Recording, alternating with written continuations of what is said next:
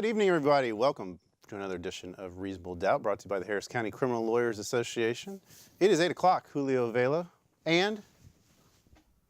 It's 8:05 and 8 o'clock. OU still... It's not even 8:05, it's 8 o'clock on the dot. Oh, my bad. You know what?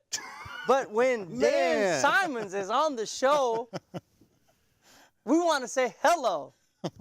Well, hello to you as well. Our guest tonight, ladies and gentlemen, the Republican candidate for County Criminal Court at Law here in Harris County, number 8, Dan Simons. Thanks for joining us. Well, thank you very much for having me on the show. Clearly, you did not get the orange memo tonight. This is clearly because of GOP Republican red. This is not OU. I'm a Longhorn fan. Just saying out there. Just checking. Julio has brought the orange controversy to the forefront tonight. I did. You've worn bright orange. I did it right. I did it strong. I have chosen to wear burnt orange. Well, it's like 8:03 and OU still, you know. It's 8:01. 8:01, it's fine. It's Good try. the same. They stay the same. It's going to stay the same for the whole hour, ladies and gentlemen. We'll be with you for the next hour talking criminal justice issues with our candidate here. We are continuing the candidate shows that we've had going for, what, a week now? 2 weeks? Couple weeks. Yeah, so we'll continue that up the rest of this month all the way up to the election in the first week of November. So we're excited to have Dan here. You can call in with your questions. 713-807-1794 is the number. I also have Twitter right here in front of me, ladies and gentlemen, so you can hit us up at HCCLA_TV. Send your questions and comments. We'll get them on the air right here tonight. Dan. Sir. You're in the hot seat tonight. Hey, bring it on. I feel pretty good about this. Ask me whatever you want to ask. Well, I want to mention at the outset, we did invite your opponent, Franklin Bynum, on, the Democratic candidate. He unfortunately had child care issues and could not make it on tonight, so hopefully we will get Franklin on at some point in the next few weeks. I think it's only fair that if he's able to make it on, since we are trying, if we have one candidate on, we extend the invite to the other and try to get both sides of the benches that we have. Obviously, we're not able to get all the benches in before the election. We're doing our best to get as many candidates as we can on. And like I said, you know, it's unfortunate Franklin can't be here tonight, but that's the way it goes with schedules and kids and everything, being a parent, so we understand. But if we can get Franklin on, we hope to do that at some point as well. But you're here tonight, so if you want, why don't you give a little intro about yourself? Tell us, how'd you get here? Are you a native Texan? I mean, you're wearing the crimson, but you're a Longhorn fan. You got to do some splaining here. I definitely can explain this, but it won't be a short, small intro. I mean, I'll go ahead and kind of give you a lot of backstory because, you know, there's a lot of people out there that don't really know who I am. They know of me and about me, but Sure. not really me. So yeah, I'm from here in Texas. I grew up in the Beaumont-Port Arthur area. Nearly all my childhood, I was homeless and in foster care. At the age of 12, I moved in with friends that I met through the Salvation Army. I have 4 brothers and 1 sister. Neither parent got past 6th grade. My brothers and sisters never graduated high school. I became the first person in my family's history to graduate high school. And all my life, coming from where I come from, you hear these words, you can't, all your life. You can't do this, you can't do that. And in high school, I wanted to be a quarterback. And they're like, you can't do that, you don't have a name, it's impossible. I graduated in the number 4 in my class, and I was an all-district quarterback. But the family I moved in with, we had an agreement that when I graduated, they couldn't take care of me or help me out with college, so I joined the Air Force. My dream was to be a cop. So I went in the Air Force. I got stationed at Hill Air Force Base in Utah. And that's significant because my life takes a different path in Utah. While I was in the military, my biological dad has been disabled nearly his entire life, fished for a living. And he had been in a serious boating accident. He put his arm up to stop the boat motor from hitting his face, and it chopped his arm all, and he almost died. At 19 years old, my dad became my dependent. I'd be basically my man-child from the age of 19 all the way up till his death in 2015. This is while I was in the Air Force. And I was in the Air Force, and I was stationed overseas. My dad had a caretaker to take care of him because he was going through surgery and stuff, and that person abandoned him while I was overseas. And I had a choice to make, to either sacrifice my military career or give my father up as a dependent, and you just don't turn from responsibility. So I exited the military, and somehow I ended up in the art gallery business. I went into Park City, Utah, because every winter I got volunteered for overseas duty, like Bahrain, and went into an art gallery to do their computer work. And the lady says, well, we're actually looking for a sales consultant. And I said, ma'am, I hate art and I hate sales. And she's like, you'll be perfect for this job. And I'm like, I don't think you heard me, but within a year and a half in that business, I became the best salesman in that company and rose to the top. But then I heard that word again, you can't. I was an assistant director. I was 22 or 23 years old, no education. And they said, you can't become a director because you're young and you have no education. So I did what any rational 23-year-old would do at that time. I found a partner. I bought an art gallery up the street, and within 3 months, I put my old company out of business and had my partner paid off. The problem is, my life growing up, everything's been about a handshake. Your honor is in your handshake. That's your word. I didn't have much growing up, and there's not a whole lot that I have, but your honor is very important. And this person took advantage of that. And in 2005, he informed me that I was just an employee and that it was not my business. So I moved back down to Texas in 2005, I think it was April 2005, and lived on a couch in Comonil near Jasper and Lufkin. I started Angelina Junior College with one goal in mind, to be a lawyer, to make sure that I can protect myself and others again. I worked the art gallery business all throughout my career, our school career, while I was taking care of my father. I graduated #1 out of 1,108 students at Sam Houston. I went to Thurgood School of Law, Marsh School of Law here in Houston, graduated magna cum laude, and I'm like, well, why stop there? I got a master's degree in tax law at University of Houston. And then, yeah, that's right, and then there was a, change. I was set to go into tax law. I was working for a tax firm here in Houston, and I got a call from the DA's office. I had recently, while I was getting my master's in tax law, I submitted to do an internship at the DA's office. And they said, well, Mr. Simons, we don't hire lawyers to be interns. I'll just put you in the other stack. Paid no attention to it. Well, I get a phone call in April or October of 2013, said, we'd like to interview you. And I'm like, man, kind of hesitating. Do I really want to do this? I kind of got a path.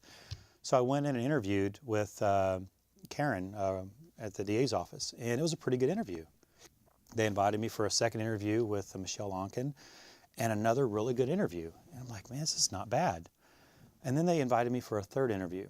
This interview was probably the most hostile interview I've ever gone to in my life.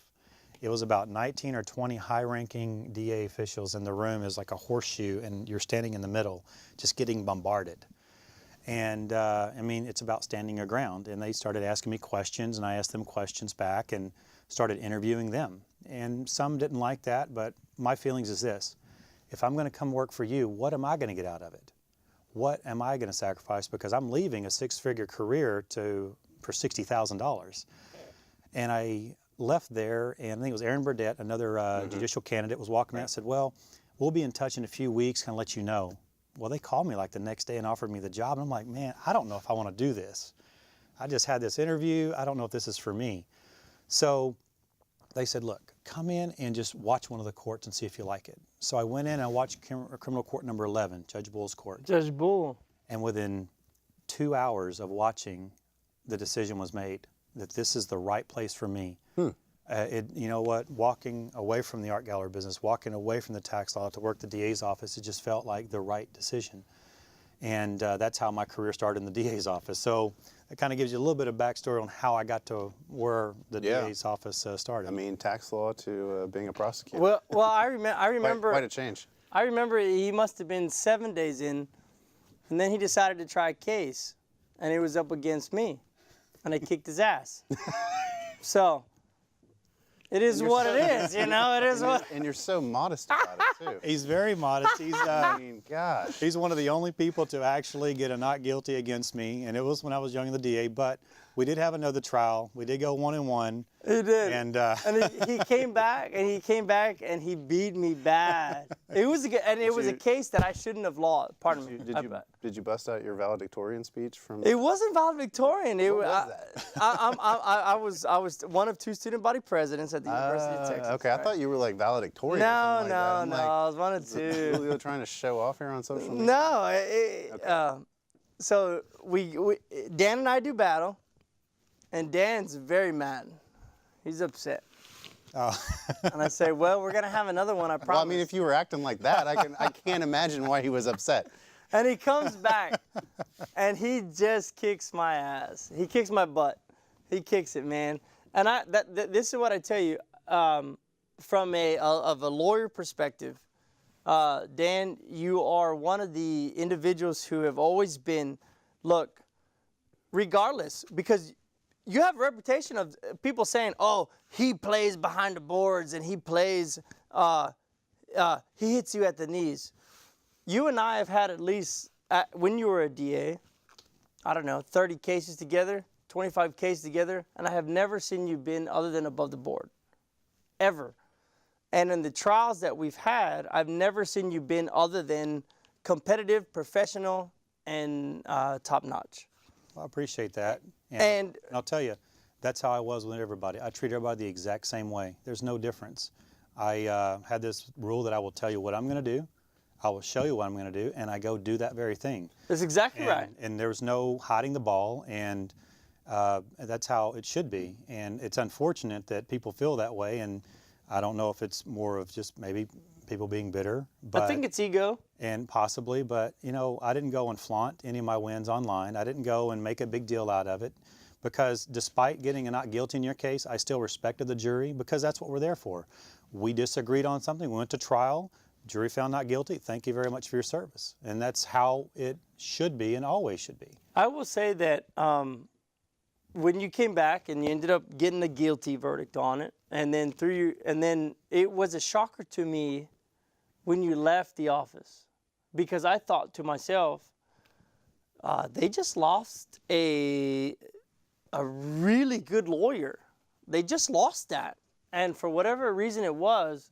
So I ask you, what were some of the reasons why you left? And because it was a big deal through the defense community. Oh, Dan's left. Dan's gone. But then you also went and, you know, you got picked up by Thiessen. You got picked up by somebody who is well-renowned within the defense bar. And I'm wondering, I want to know your thought process in that and what you're thinking about it. In the DA's office, you know, moving through the ranks and doing what you're supposed to do, and I'm not really good at a lot of things in life, but one thing I'm really good at is I'm a hard worker.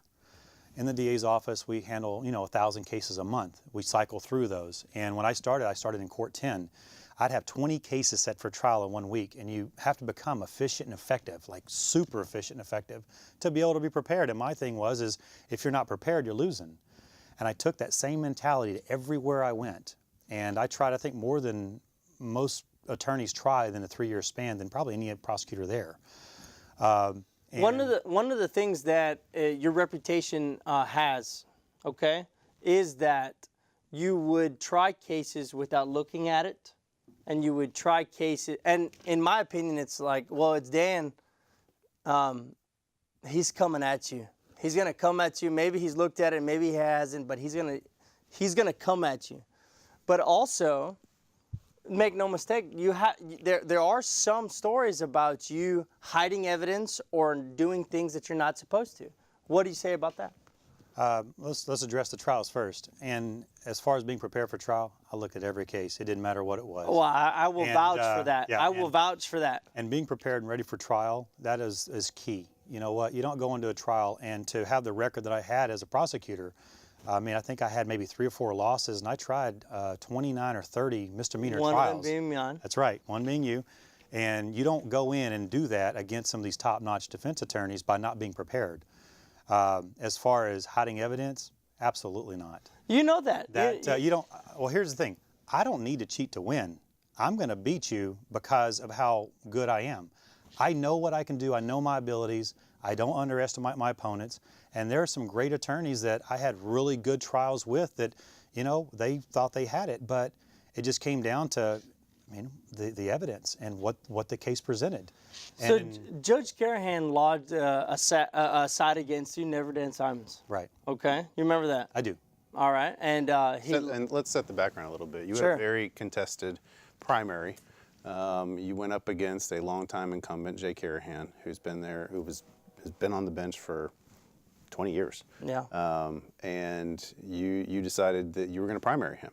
And you had a very contested race, and Julio's referring to a website that was set up that kind of listed all the dirty laundry against you. Right. And so, and now you're in another contested race that's also very heated. I think I'm built for these races. Well, I and think you look, are too. and I mean, we'll focus. I don't think it's fair to discuss anything about your opponent without him here, frankly, to respond. In all honesty, so I mean, I would prefer if you want to bring up the stuff that has been said about him and let him respond to it. But we're going to talk about a couple things that I do want to address. And I'll tell you one thing. I'll go ahead and go back to your why I left the DA's office. yeah, Sure. I left the DA's office because becoming a judge, I think it's important to know both sides. I'm not, and people are like, oh man, this guy's a career prosecutor. He's gung-ho, he's all this. No. Now, when I went to the defense side, they said the same thing about me on the opposite side. Man, this guy's all defense and he's just so aggressive at his cases. No, it's just about doing your job. It doesn't matter what job I do, I'm going to do it to the fullest extent in my abilities. And the job really didn't change from being a defense attorney and a prosecutor. It's looking at the evidence, what do you got? If we don't agree, we go to trial. And on the defense side, I'm unbeaten. But to go back to your Never Dan Simon's webpage that my opponent, you know, it was pretty tacky, but you know, if you want to talk about, you know, the presumption of innocence, if somebody can level an allegation against you and then you come back and actually prove that you're innocent and prove the person lied, why would it be fair to still bring that up as if it were true? That's exactly what I did in this case. I proved the other person was lying, and not just once, but 2 different occasions. And from a public job, the DA's office, I promise you, if any of that had any ounce of truth, I would have been fired. And that comes to my opponent, Franklin Bynum. He can come in and address this. We talked about this at the Chronicle. This is no surprise. He worked in the public defender's office. He was an attorney for the public defender's office, and he got fired on the spot for threatening and harassing a female coworker and cheating on his timesheets. Now, that's the difference between me and him. When I had an allegation leveled against me, what did I do? I didn't go attack anyone. I went back, got all the evidence, submitted everything, and I've got those packets, and if anybody out there wants them, email me. I'd be more than happy. Let you decide for yourself. You will see that there's no hiding the ball. Well, let me ask you this. So we live in the age of, it's a presumption of innocence. I mean, and it's not guilty or not guilty, and so what? And so what? And so these are allegations, these are things that are out there. Why should that affect someone's ability to be a judge? Well, I think judicial temperament is really important. How you respond to adversity. Look at my entire life and how I responded. It's not as responding with hatred, animosity against anybody. It's taking a negative situation and turning it into a positive. Same thing with all that. Learning from that, I have no hard feelings for anybody at the DA's office. Even the people that leveled false allegations against me. I went to bat in one case for a defendant. I told her she could not make her case and she lost her trial. I told her that she didn't have enough to go forward. She needed to dismiss it or, anger management dismiss something. But the case you can't make without the victim. I went to bat for the defendant in that case. In the other case, I went to bat for a victim. It was filed as a DWI misdemeanor. A judge in Montgomery County, her parents were in an accident. The driver was driving 106 miles an hour, hit him from behind, and she had to have surgery in her neck and a lot of other things because, she'd been paralyzed. Well, they asked me to look at it, and it had sat in that office in Court 14 for 4 months before I got there. I was asked to look at it. I went and looked at it. I got the doctor's evaluation, said this is the definition of serious bodily injury. I agree with this. I presented everything I had to Allison Bainbridge, and she agreed it should be a felony. I indicted it as felony, and that was the end of it. I heard nothing about this case for 6 months. And when it came to light, it was basically kind of a hit piece on he withheld the fact that the victim was 83 years old. He didn't say that she had prior medical history. And I'm thinking, well, that's in my evaluation that I emailed and was in the report. So I copied all that and said, it shows her age right there. But more importantly, that case pled out to 5 years probated for 10 years, or 10 years probated for 5 years as a felony. I went to bat for a victim in that case, and I stand by it. And you can look at everything you want. Those are the things that people are talking about. And doing the right thing, you know what, I'm going to do it regardless. It may not be the most popular, but I'm going to do the right thing. People talking about the right thing, talking about you're not guilty a few weeks back. That's what they're talking about. So you've been a prosecutor and defense attorney. I mean, and so what? So how does that matter with you being a judge? Well, you know, I think in misdemeanors where nearly the bulk of my experience is. I've tried, I think, 31 or 32 total misdemeanor trials, including for defense and prosecution, and that's in a 3.5 to 4 year span. My total trial count is right around 71 or 72 in a 4 year span. It's, you know, being a judge, it's about calling balls and strikes. Leave politics outside the courtroom. There's no reason to say, I'm going to use this. I mean, my opponent he's running under the Democrat Socialist banner. He goes, I'm a Democrat Socialist backed by the National Democrat Socialist of America. There's no reason to say that. There's no reason to take that into a courtroom. GOP, whether you're a Democrat or Republican, leave that outside. It's about following the law, be reasonable, don't legislate from the bench, treat everybody equally and fairly. One thing about being a prosecutor, when I looked across an audience, I didn't see defendants. I saw people. I saw, you know, someone's mother, father, daughter. There are people out there, and it's a misdemeanor. Well, okay, so fine. So let's take away socialist, Republican, Okay. Democrat. What differs from you from Franklin? The big difference is you want your judicial temperament.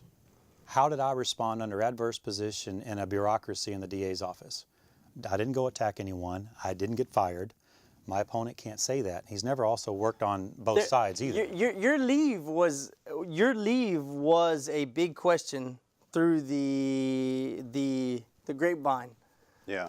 It But was, I man. mean, but I mean, look, the Well, we reality can address is. that if you want. I got an answer for that if you'd like. But the reality is, it's all politics. It I is. mean, at the end of the day, you know, whether you disagree or agree with socialism or not socialism, I mean, I personally couldn't get on board with that.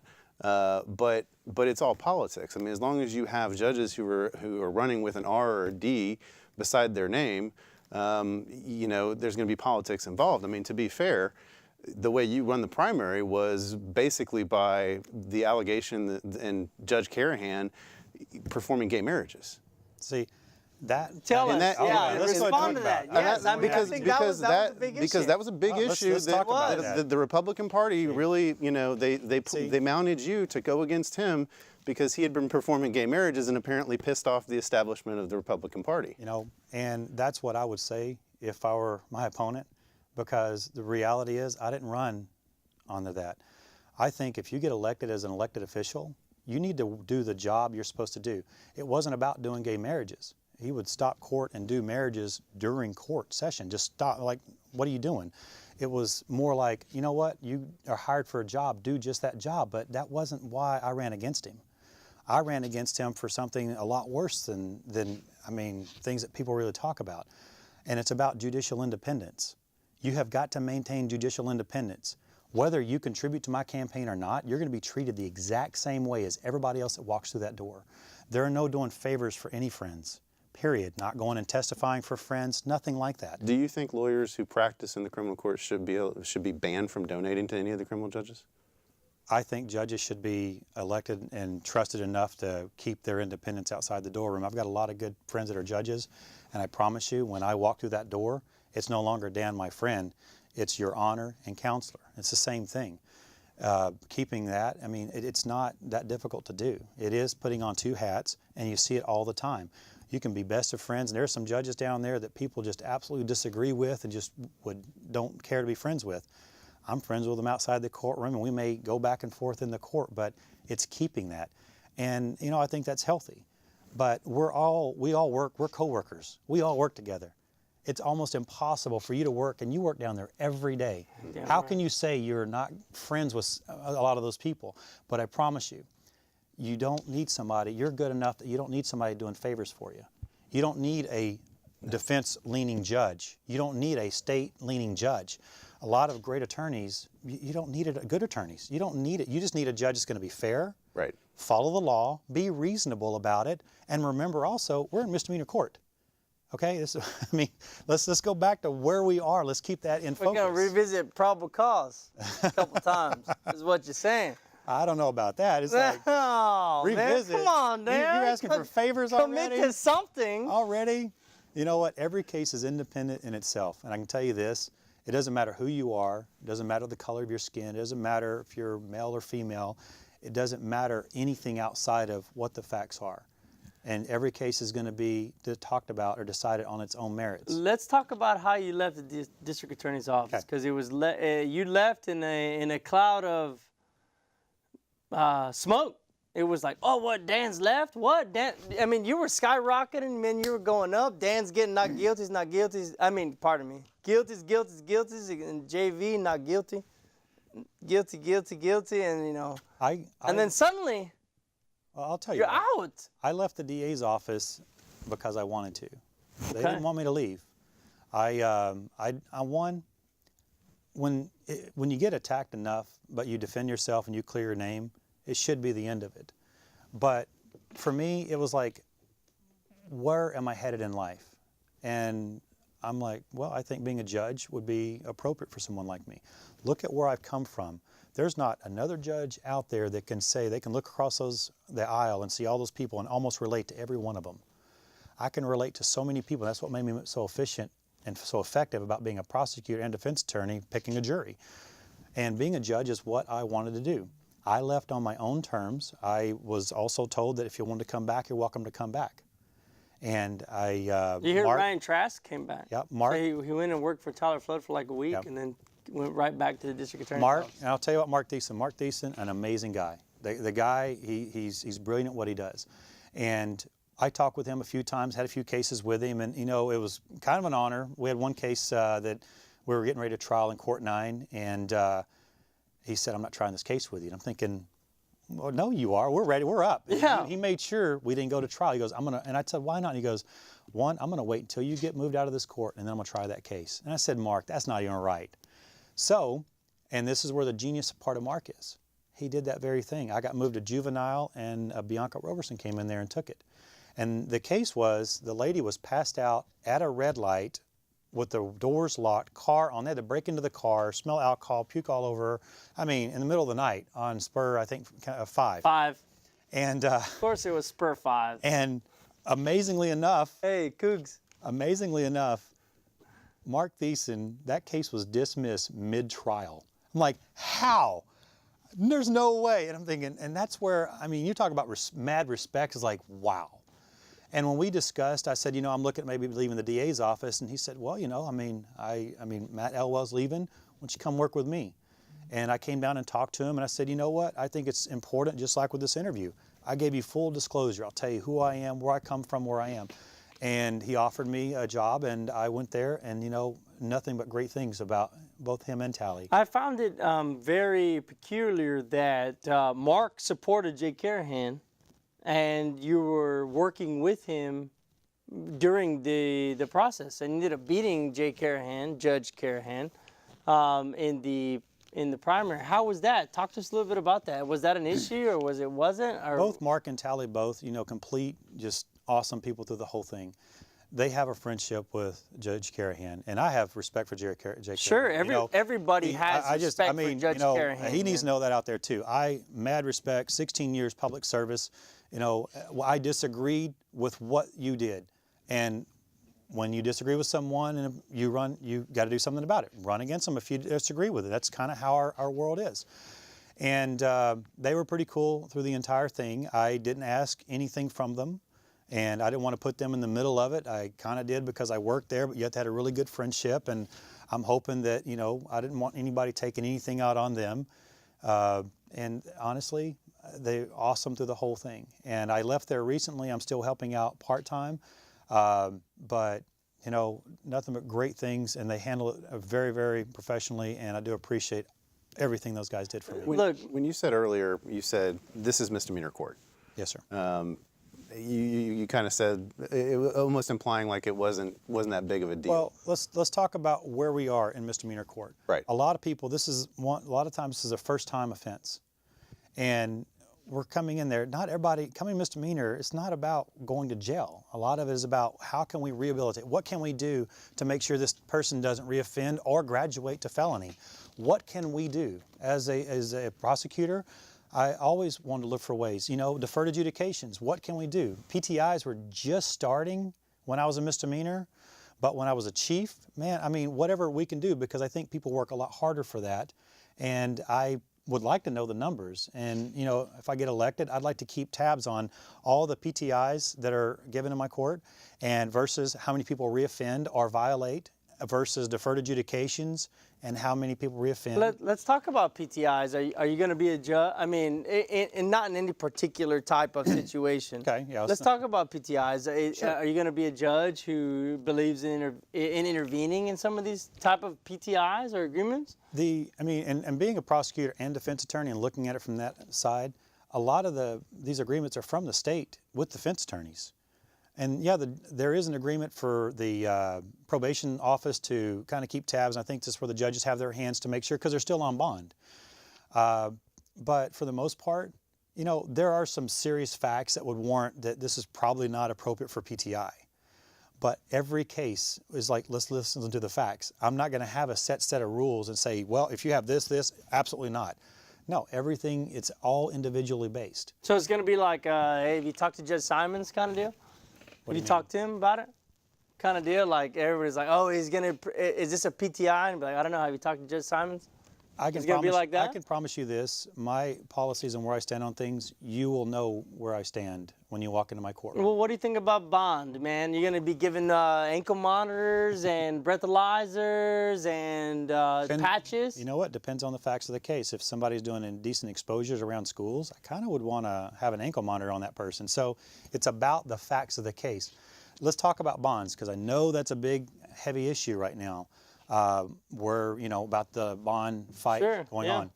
And what I've understood about the bonds is it's a lot of facts, a lot of different things you're taking consideration. You know, if the person's going to return to court, it's probably not nearly as high as public safety, victim safety, things like that. How can we make sure to, you know, while this person's pending, they're presumed innocent. Yeah. Bonds should not be used to, oh, they're guilty. Do you believe that, man? For real. Absolutely. I'm just saying that these people are coming to court and they're presumed innocent. Absolutely. Do you truly believe that? I do as a prosecutor, as a defense attorney, and as a judge, as hopefully a future judge. I do, because, you know, every case is unique and different. And it's not about, in a lot of these cases, it's can the state prove their case? And we've all experienced that. What does the state have? But when it comes down to bonds, what you get is a small PC statement. It's pretty one-sided. And it's listing facts. And the bonding thing is like this. For most part, they don't need to go to jail as far as they come into court. Let's make sure, get them a PR bond if they warrant it. But it's not about the setting a bond amount that concerns me as much as let me allow to look at the facts and then give bond conditions. Let me have discretion on that. If it's a DWI second, I kind of want an interlock in that person's car, because if they go out there and kill someone, that comes back on me. Yeah, that's your name. And if it's an indecent exposure and they're going to schools or whatever and I don't have an ankle monitor, that comes back on me. Let me maintain that discretion. I'm not asking, you know what, let's not abolish the bonding system. And I'll tell you this, it's crazy to sit there and say, let's get rid of cash bonds completely. And let me tell you why. California just did that. And let me tell you why, though. Let's say you have someone come in, they get a PR bond, and you say, all right, sir, no drinking, here's a breathalyzer, and they continue to violate bond over and over and over again. What are you going to do?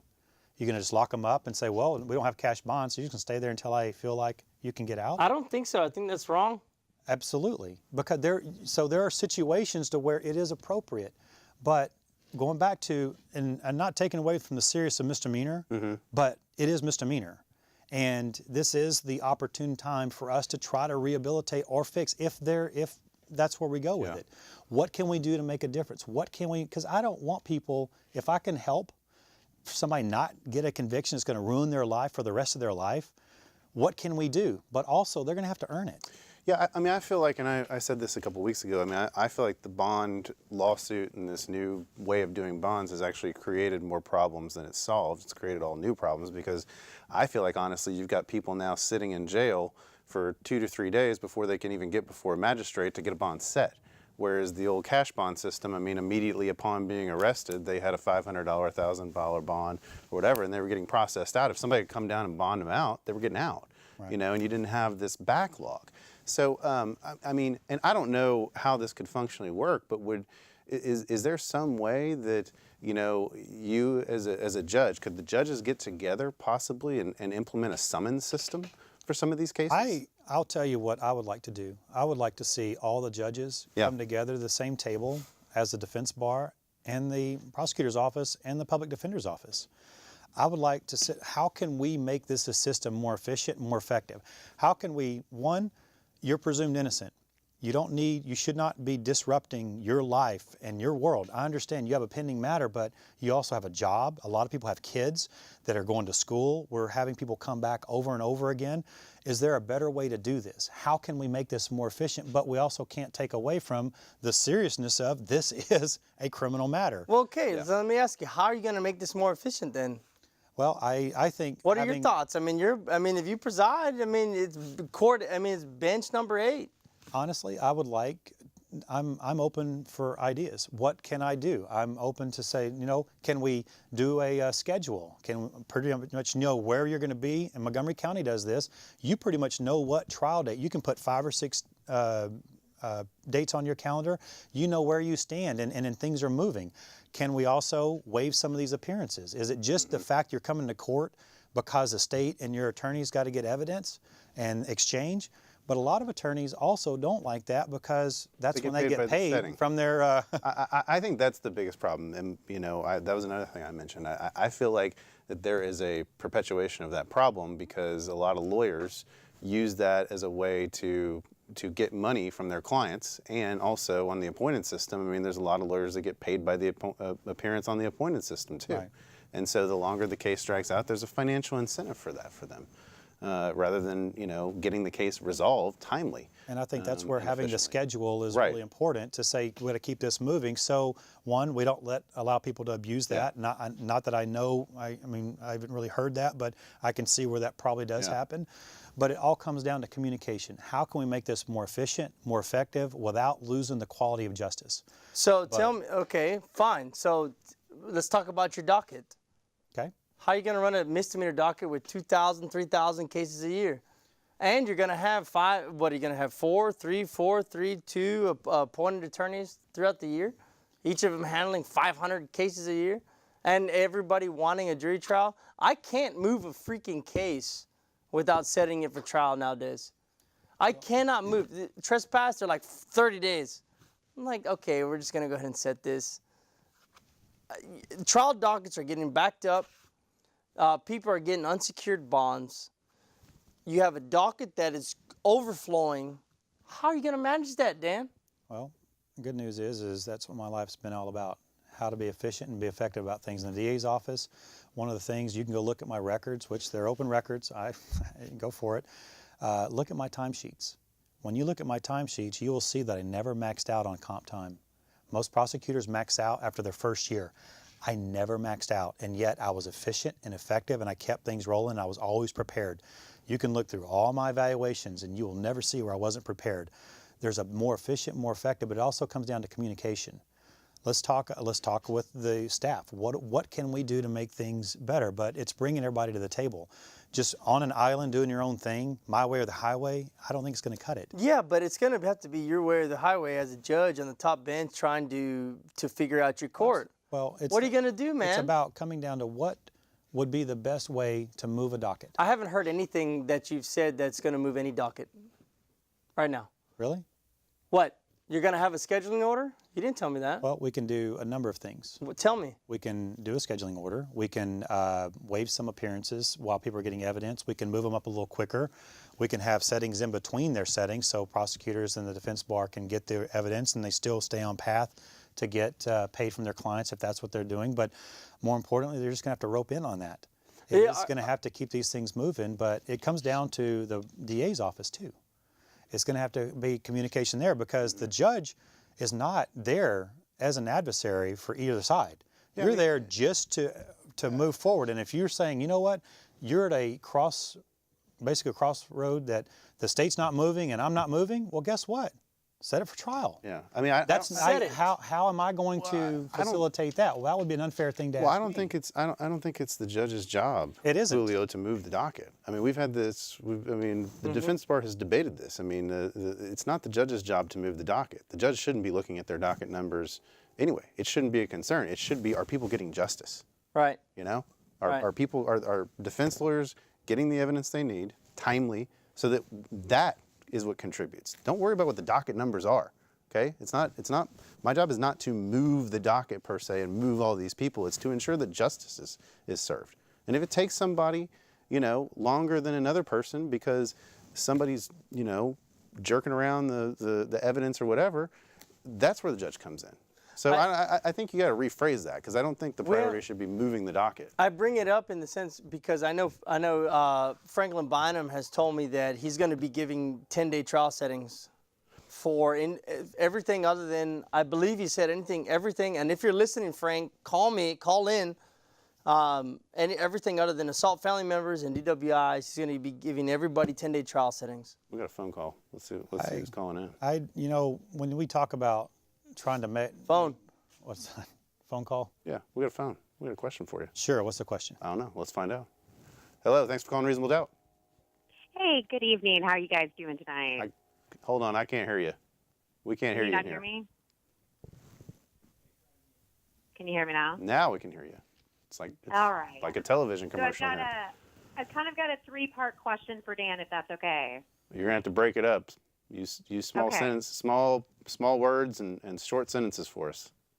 Okay. So my first question is going back to the bond conditions. He said that it was fact-based and that he wanted, if there was somebody who was, going around being, doing indecent exposure, he would want to monitor. And then he asked for facts. However, these are just allegations. So is it facts or allegations? Is there a presumption of innocence or not?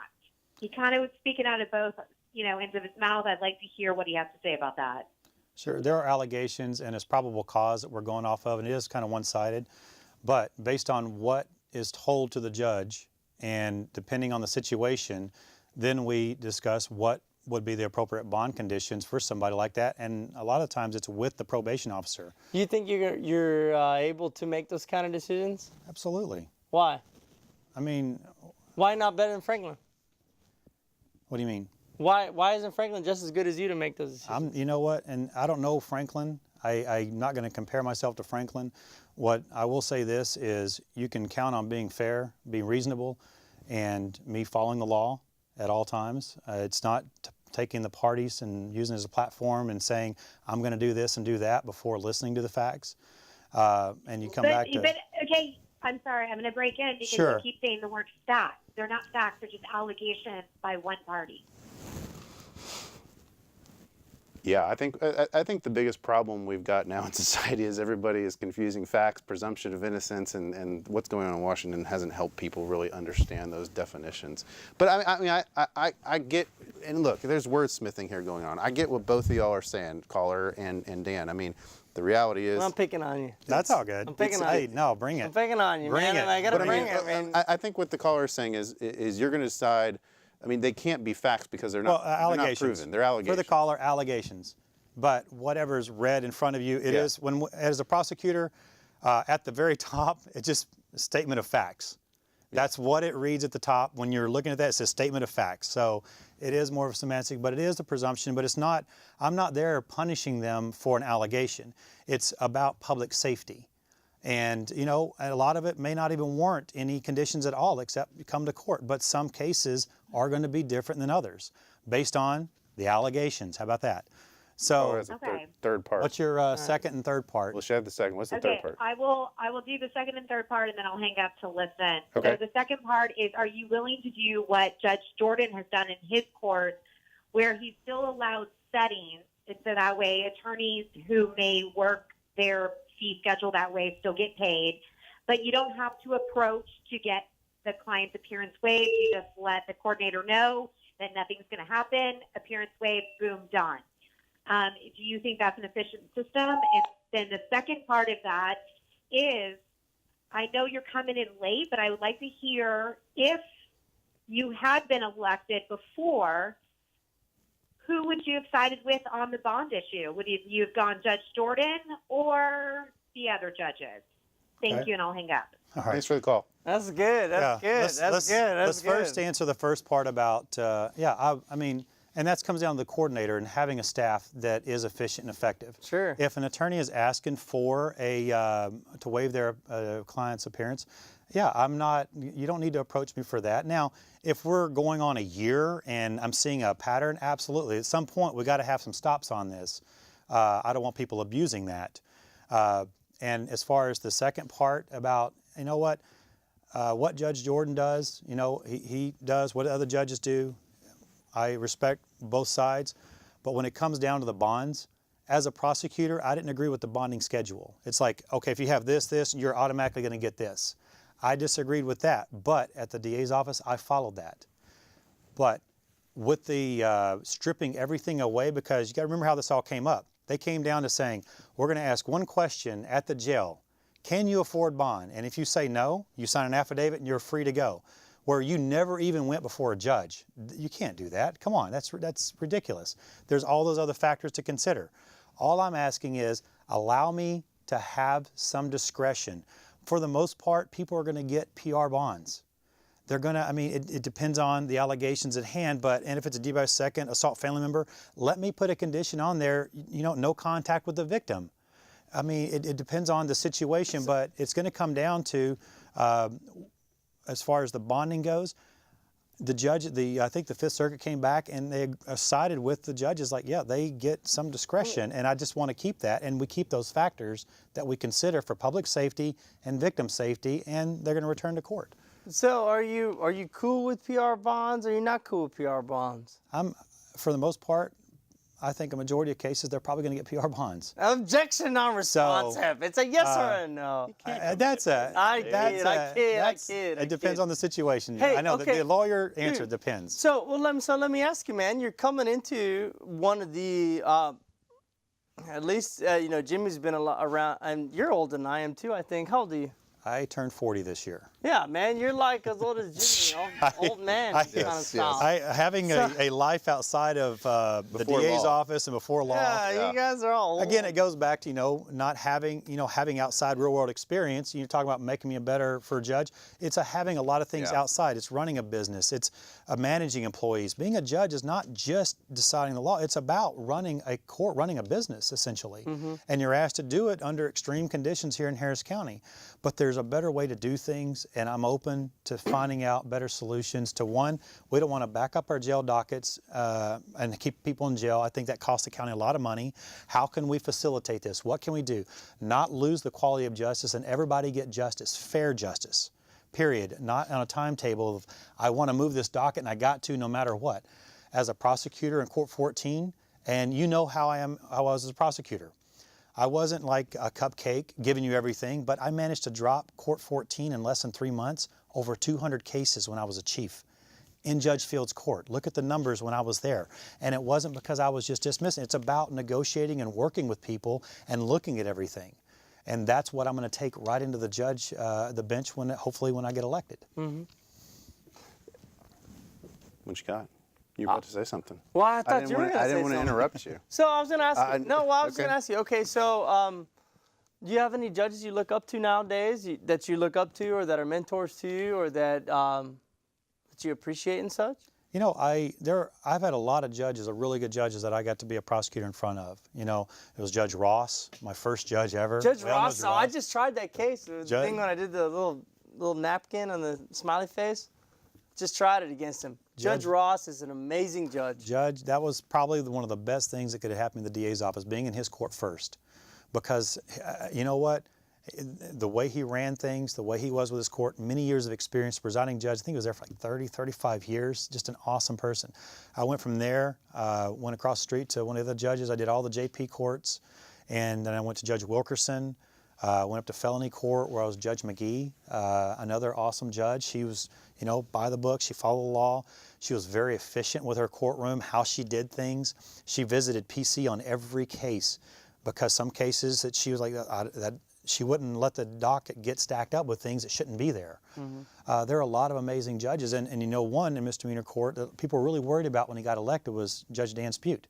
You know, being an ex-police officer. Right. And the Bulls running the circuit. Judge, it's Judge. I mean, they're all related. Judge Bull, Judge Spew. Yeah, they're related. Yeah, so I mean, they're running the. You take Judge Dan Spute for a moment. The guy, you know, you would think being an ex-police officer, narcotics officer and everything else, he's going to be, you know, state leaning.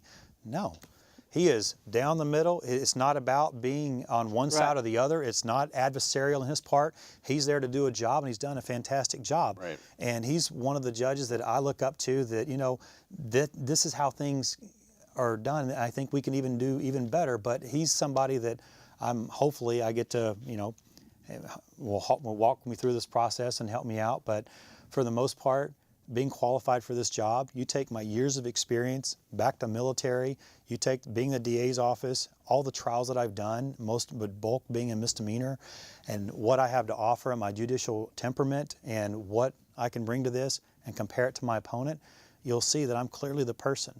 And talking about Franklin, bring him on the show. You know what, I'm not talking bad about Franklin. That's one thing that I will not do about any candidate.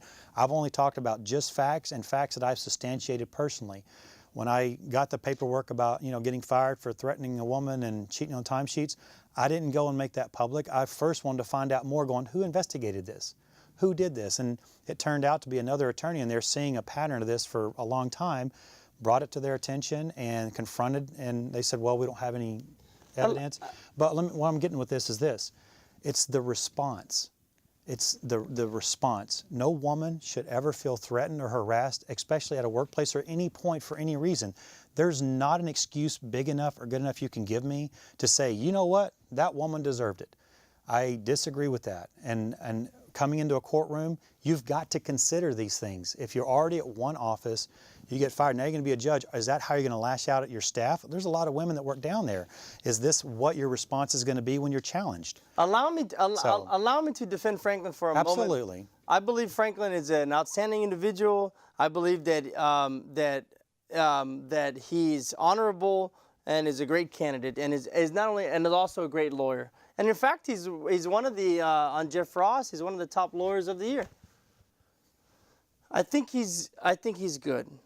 And the interesting I think thing you're is, good too, though. I'm not saying that I think he's better than you either, though. And the interesting thing is, I'm not disagreeing with you. I'm just disagreeing with judicial temperament in a public office already. It's like, you want to ask what separates us? I didn't get fired from my job at the DA's office, and I went through a lot. I defended my ground, and I did it with dignity, and I did it very judicially. I did it with direct response, and I proved that that was incorrect. You have to look at, if you're going to separate us, you've got to look at that right there. That should tell you a lot. The Never Dan Simon's website put some stuff about you. He said about leaving about your record at the district attorney's office. Right. Now, you had like 50 wins and you kicked everybody's ass except mine. Except once. Keep coming back to that. But there was this thing, and I waited to see how you performed as a defense attorney. And I must say, you kicked ass, man. You've done real good. Thank you. You've done real good. And on the bench, we're going to hold you to it, dude. Absolutely. And we're going to roast you on this show, man. You start being crazy and you get the bench, dude, we're going to talk a bunch of junk about you, and we're going to ask you right back on this show. That's where and that's where I want everybody to understand. It's not my bench. Right. It's the people's bench. I work for you. Hold me to, like as a prosecutor, when I went and did an opening statement to a jury or did voir dire, I tell people, look, don't hurt me, don't help me, hold me to my burden. Hold me to it, absolutely, because we hold people accountable. That's why I ran against an incumbent. Well, to me, everybody you're accountable for your actions. Yeah, and to me, the most interesting part, because we've only met a couple times prior to you coming on this show. I never tried a case against you. We didn't have too much interaction when you were at the DA's office. But the most interesting thing I learned about you tonight was your background and your history growing up. Mm-hmm. To me, that's more important than how many years somebody spent at the DA's office, how many trials somebody had, how many wins somebody had. I mean, that stuff, everybody who runs for judge is going to have, they're going to be a lawyer because Texas law requires it. My point has always been, we need people on the bench who have had some life experiences, who didn't just go straight from high school to undergrad to law school to the DA's office where they stayed until they became a judge. There's no life experiences in there. I got to talk to you about that for a moment, because see, this is where in the DA's office I might have made a mistake. I tend to say what I feel, And we were in a meeting with Devin Anderson and Melinda Hill, and there were 15 other prosecutors in there, all the misdemeanors, and they asked, what we can do to make this better. And I said that very statement you just said. I said, we've got to have some training for leadership. A lot of kids come here, mom and dad paid for college, mom and dad paid for law school, straight to the DA's office. They've never had another job. And I can tell you right now, I didn't earn a lot of friends when I said that. And it wasn't, and what they didn't understand by me is I wasn't trying to put them down. I'm just saying, look, there's an outside world, and when you get put into a position of power, be reasonable. Just think, look, it's not about, it's a very important position, and leaving the DA's office, I don't think there's anything more powerful than a person can do than this. When you have the power and you voluntarily give it back. Yeah. I wasn't forced out. I wasn't asked to leave. I didn't try to struggle to keep power. I voluntarily gave it back. And I don't think anybody out there can do something more powerful than that. No, I mean, I find your story the most compelling part about your candidacy, frankly. Right. I I really appreciate do. that. No, because I really could care less how many trials you won, how long you were at the DA's office. How many times you lost to me. Yeah, I could care less about that even more. But frankly, no, I mean, that's the most compelling part to me, because I want to find people like that to be on all of our courts. Because for me, I know I wouldn't be a good judge. The reason is because I was one of those. I went from high school to undergrad. I took a little time off before going back to law school, but I've been a defense attorney my entire career. Right. I don't think I would be a very good judge for that reason. I don't have a broad base of experience from which to sit in judgment of other people. I just don't. I don't have a lot of perspective, and I mean, at least I'm self-aware enough to realize that. But I mean, to me, that's what's most compelling about you and what I've learned tonight from your candidacy, frankly. I mean, I'm very impressed by that. I really do appreciate it. Yeah, I do. I mean, I think that I wish we had more candidates like that who really had life experiences to draw on when, as you said, even though it is a misdemeanor court, we're still making important decisions in people's lives. And it goes Huge back to say that in the misdemeanor courts, you're hitting thousands upon thousands of souls and lives a day, a year. So what you said, I mean, and I just think it's hard. I mean, other than this show, I mean, I think it's hard to get your story out to the 3.5 million people in Harris County or however many, 2 million or whatever it is that are eligible voters in Harris County. I mean, I think it's very difficult to get that story out. It is, and everywhere I go, I try to bring these things up to show that, look, I don't say my story for sympathy at all. I talk about it for inspiration. It doesn't matter where you come from. I grew up, white trailer trash from the other side. I was basically a throwaway kid. I should not be here. How humbling it is to be able to go out there and see all these people going, how did I get here? And, to be attacked a lot, it's about how you respond to that, and it's character building. It is what it is. So I appreciate, and I don't take back anything. And, I believe everything happens for a reason. And I can tell you just one final thought. I believe in God. Everybody has, I think, a path in life, and there's no way I'd be here if God did not help me in so many miracles in my life, and I'm thankful for all the things that have happened, regardless good or bad. So I do appreciate, and I'm very humbled to be here. Dan Simons, we thank you for joining us tonight. For my co-host, Julio Vela, Hook'em Horns, we'll see you next week on another episode of Reasonable Doubt. Good night, everybody.